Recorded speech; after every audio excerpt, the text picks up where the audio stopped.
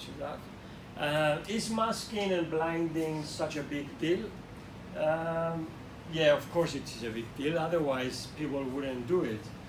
Because masking can take many different faces and shapes. For example, you can have patients masked. I mean, the patient will not be aware to which group they belong to. You can have researchers masked.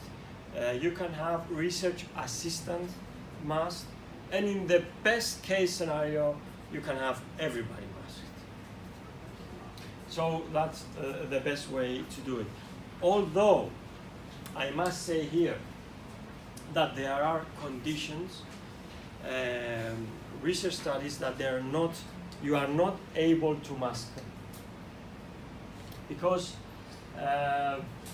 let's bring an example to my mind. For example, when you are trying to test the effectiveness of honey, not Manuka honey, normal honey, because it has a very distinct smell and taste, it's very difficult to find something which is equivalent. Some people use golden syrup, but someone who takes honey, for example, the culture that I come from, honey is very popular. So if I give to a person golden syrup, immediately you know it's not honey. So in those situations, masking the patient on what he or she is receiving can be challenging.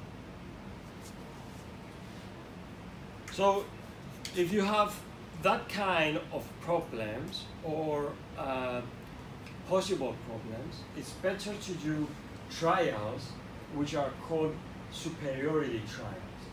In superiority trials, you test this product A, against product B. But people know which product they take. So it's a way to tackle the problem in these difficult situations. I think the slide will explain why masking and blinding is possible. And in drug testing, it's very popular to use placebo. Placebo is, it looks, it feels, smells sometimes the same as the intended intervention, but it has no active ingredients.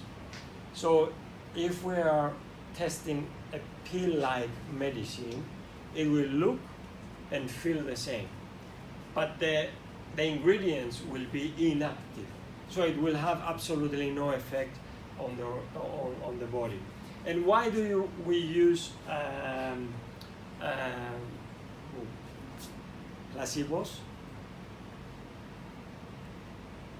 We want to eliminate something. What are we eliminating by using placebos?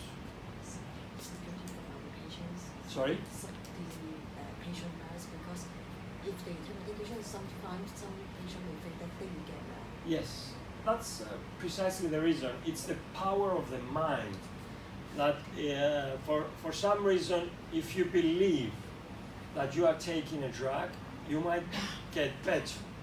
But on the other hand, it means that if those people get better, the intervention doesn't work, most probably. So if the control is better than the intervention, then we should be doing mind interventions and not chemical ones. So placebo is, it's not always an option, but it's always dependent on what type of trial you're doing. Double blinding ensures that the preconceived views of subjects and clinicians cannot systematically be biased in terms of the assessment of the outcomes. So that's why I said to you that it is better for everybody to be blinded.